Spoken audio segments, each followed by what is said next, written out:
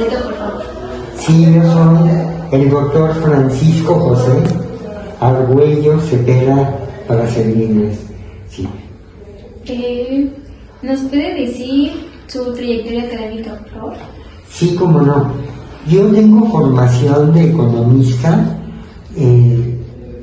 Estudié en la UNAM ya hace tiempo y luego continué con estudios de posgrado en antropología social. Primero en la Escuela Nacional de Antropología, más conocida como la ENA, en el sur de la Ciudad de México, y luego tuve oportunidad de hacer estudios de doctorado en antropología en la Universidad Laval en Quebec, Canadá. Sí. Segunda pregunta. ¿Cómo y por qué decidió ejercer la profesión que hoy en día tiene? Sí, bueno, en sí una preocupación era tratar de aportar algo en las ciencias sociales que a uno le permiten problematizar muchas cosas de las carencias que hay en nuestra sociedad actual, ¿verdad? Sobre todo en nuestro país en particular, ¿no? Porque cuando fui a Canadá me di cuenta que sí hay, por decir, hay pobreza, pero no hay tanta, no es tan marcada, no, ¿verdad? No hay tanto contraste como en nuestro país, y además allá tienen el apoyo de su gobierno, ¿no? Que los apoya constantemente.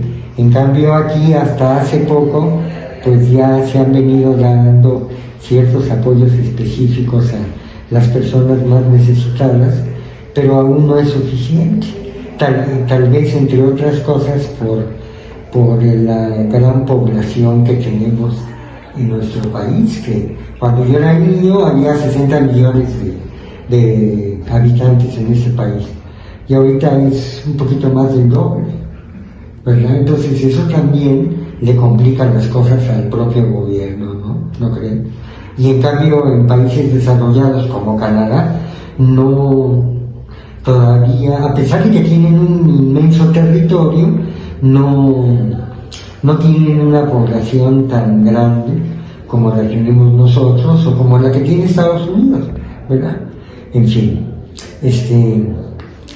y bueno, también en particular yo me he dedicado a la docencia, ¿no? Desde los años 80 en la Ciudad de México, donde yo vivía en ese tiempo, y sí siento que tengo vocación para la docencia, y también me gustó la investigación, ¿no?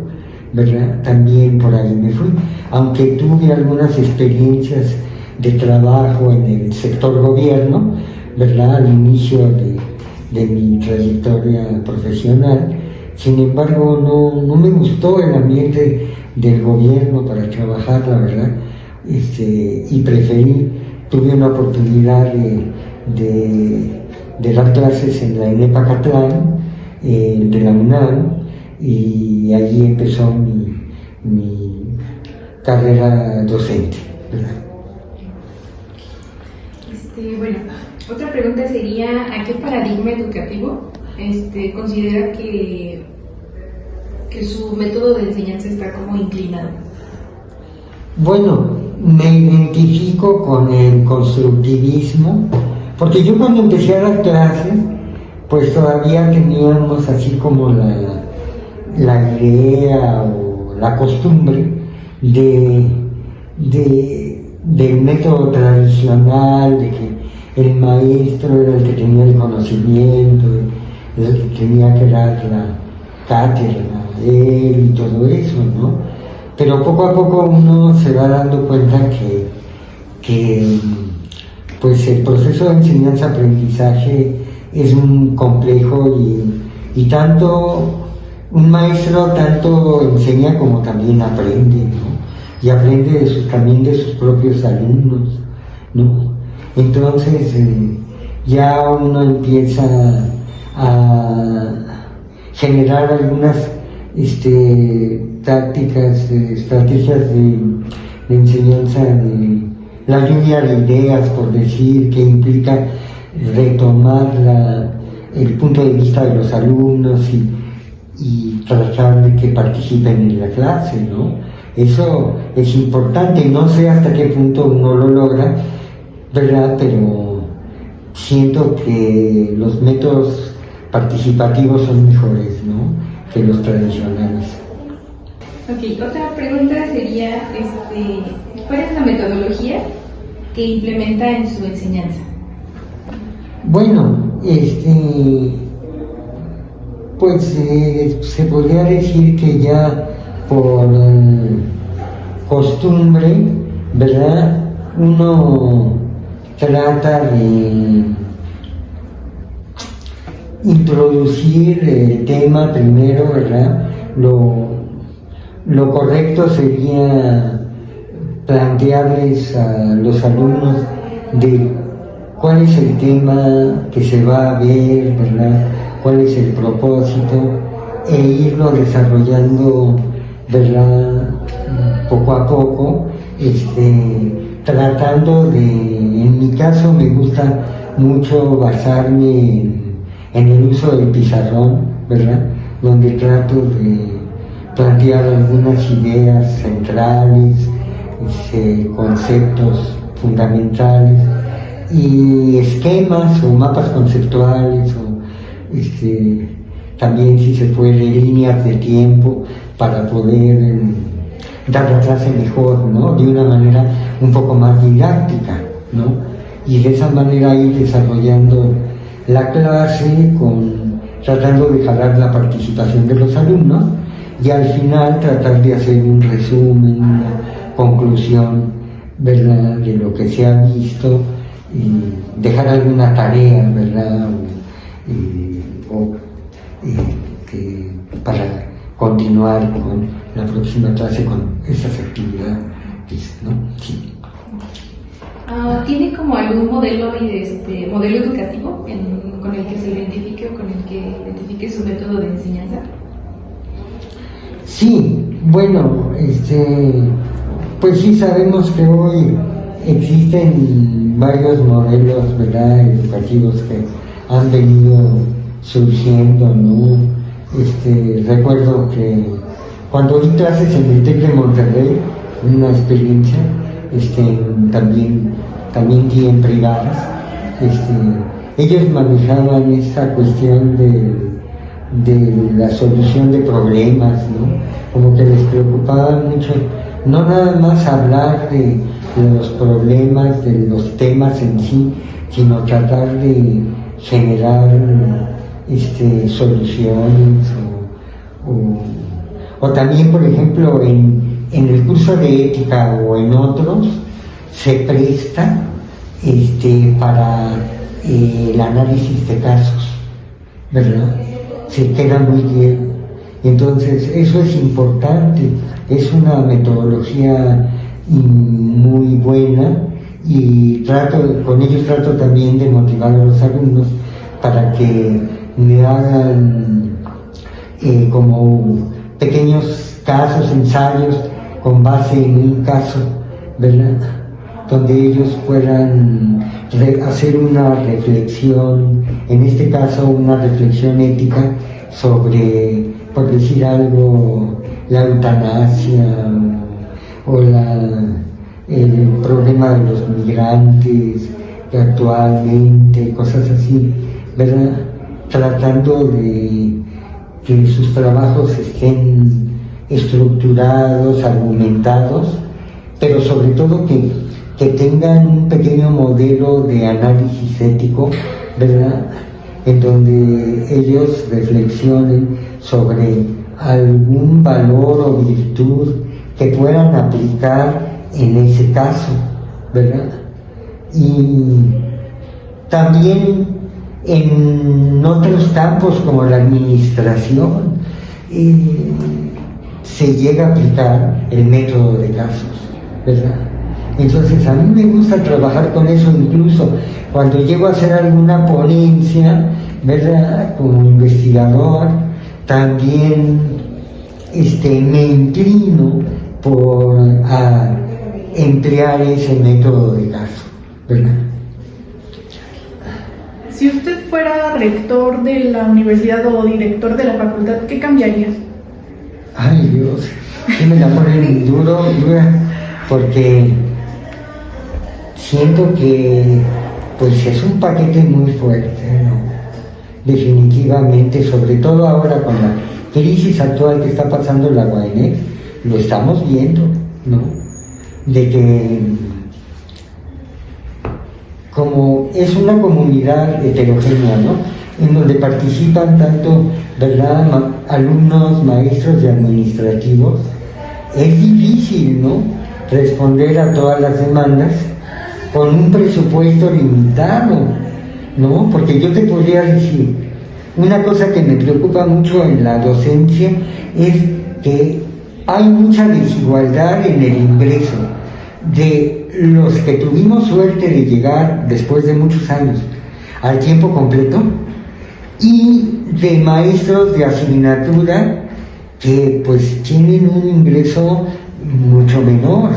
Claro, independientemente de que algunos de ellos puedan dar clases en otro lado o tener otro trabajo, pero siento que una cuestión muy importante es la estabilidad laboral, tanto de maestros como de administrativos.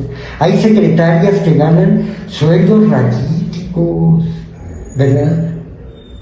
Y en cambio la élite que está hasta arriba de los funcionarios, de los altos funcionarios, reciben buenos sueldos más sus bonos.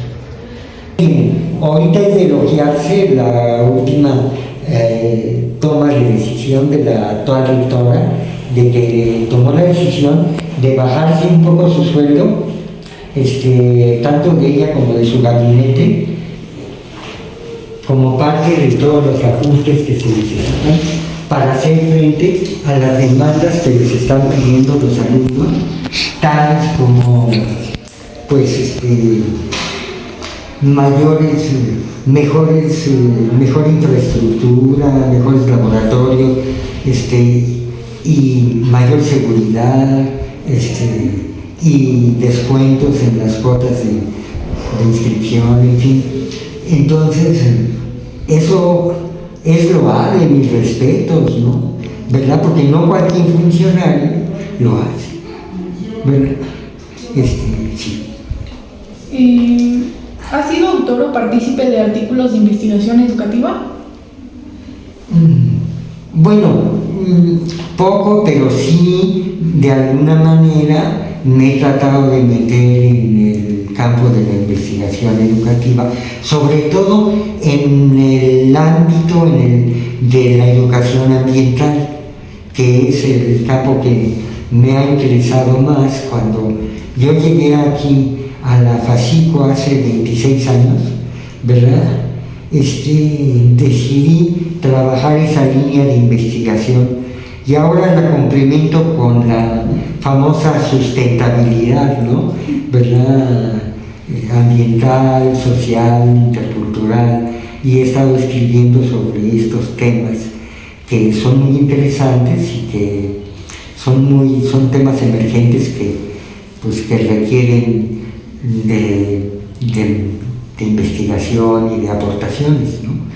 Entonces, en ese sentido he tratado de publicar algo en los espacios editoriales de la propia UAM, ¿verdad? Y de repente, cuando hay oportunidad de publicar en una revista externa o internacional, pues uno lo aprovecha, ¿verdad, también? ¿Cómo relaciona su trayectoria académica con la importancia que lleva en la unidad de aprendizaje de ética? Claro,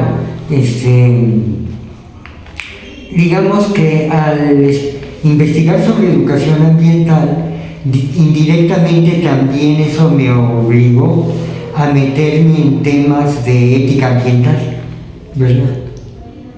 Y entonces en ese sentido, pues yo ya tenía nociones, aunque no soy filósofo, ¿verdad?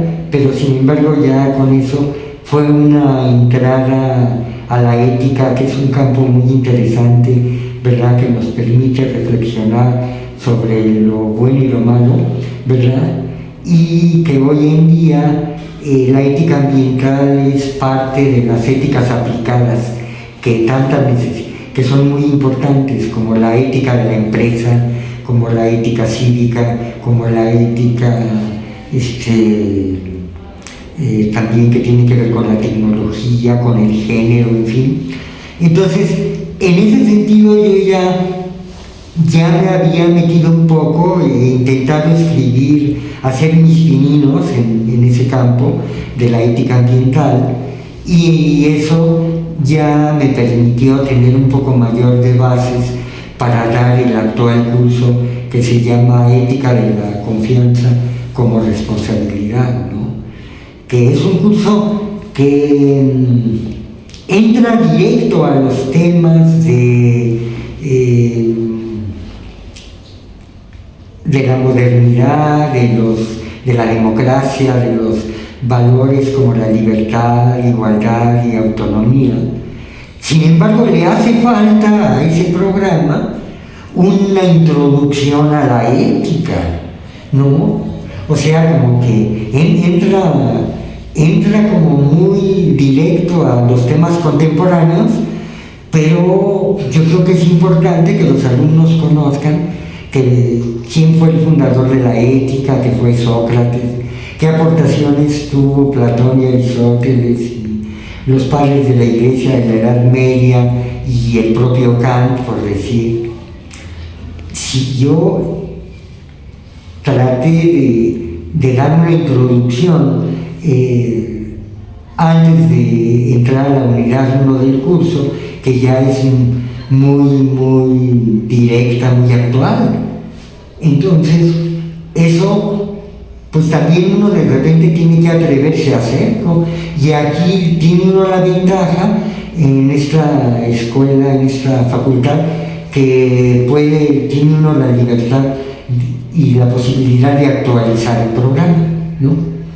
Cosa que en otros espacios no siempre lo permiten. Ok. ¿Qué importancia considera que tiene la ética en la formación de futuros docentes? Pues es muy importante porque la ética implica, pues,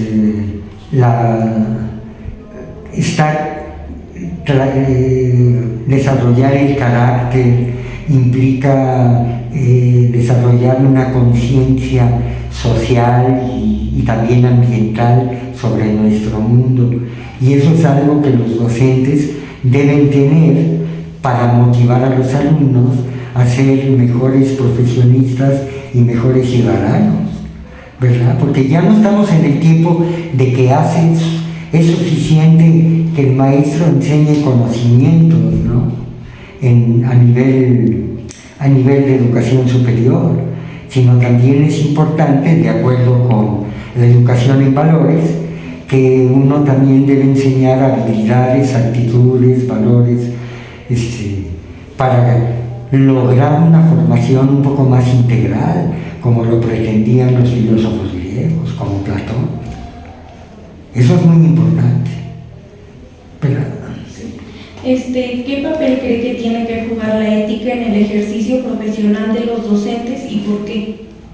Sí, es lo que te digo, ¿no? Que es un papel de que te permita formarte, seguirte formando y sobre todo formar una conciencia para que tú como docente seas más responsable, ¿verdad? Y también jales a los alumnos, los motives, ¿verdad? Les hagas ver cosas, les hagas desarrollar un pensamiento crítico.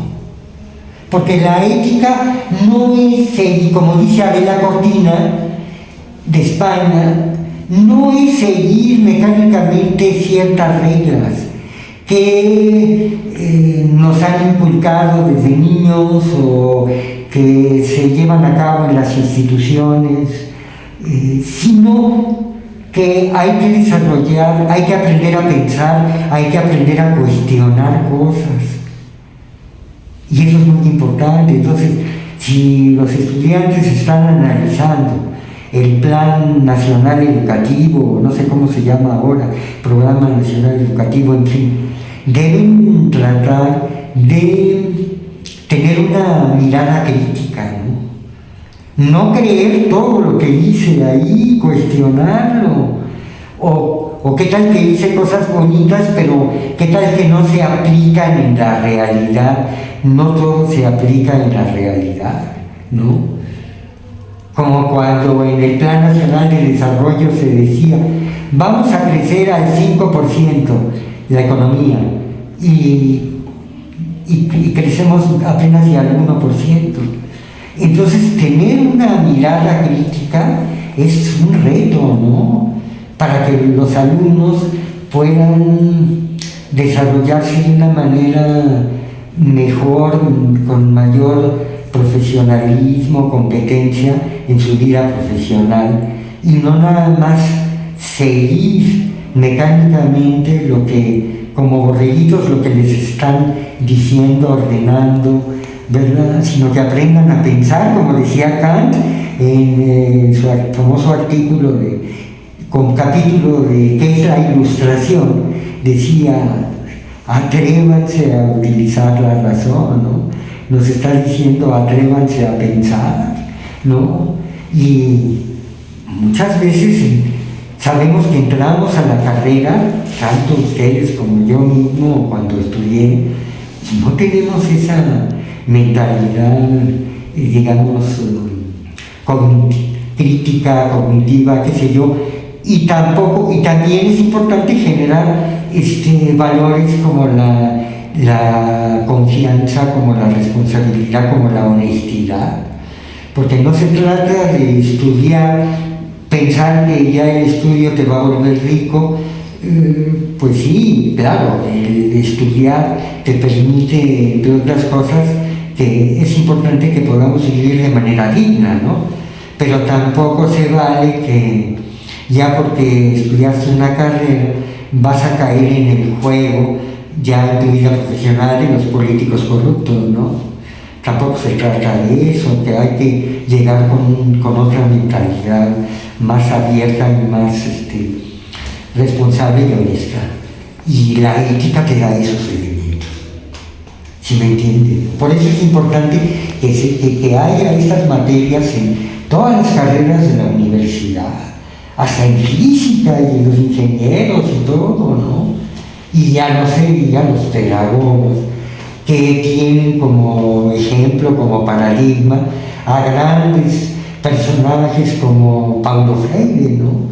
Que se preocuparon por su sociedad, ¿no? Por la sociedad marginal de Brasil, de Chile, etc. ¿Qué cambios se deberían impulsar en la enseñanza universitaria para hacerla más significativa?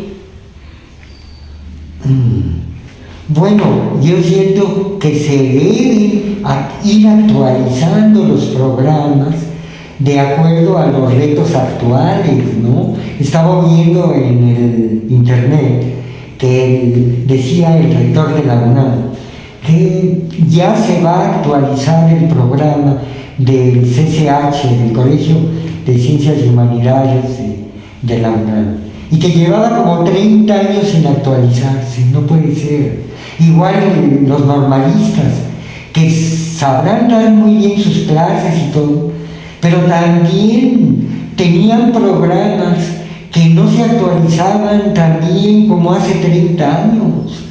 Eso es un error garrafal. Por lo menos ¿qué hicieron últimamente en FACICO? De decir, bueno, si muchos egresados, alumnos egresados están dando clases, pues hace falta tener materias didácticas, hay que abrir una área didáctica para que ellos tengan más elementos y puedan dar mejor sus clases en diferentes niveles educativos. y lo están logrando.